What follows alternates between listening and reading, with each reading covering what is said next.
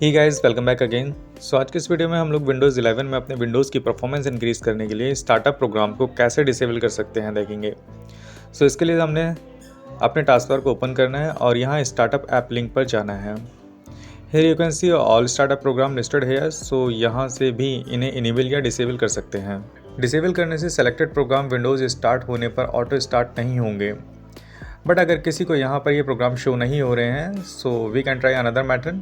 सो start button पर जाना है and then search startup. So यहाँ स्टार्टअप ऐप का लिंक शो हो जाएगा। So click on that. As we click on this link हमारे पास स्टार्टअप प्रोग्राम लिस्ट शो हो जाती है। सो यहाँ से भी हम स्टार्टअप प्रोग्राम को इनेबल या डिसेबल कर सकते हैं और विंडोज़ के स्टार्टअप टाइम में अपने विंडोज़ की परफॉर्मेंस एनहेंस कर सकते हैं।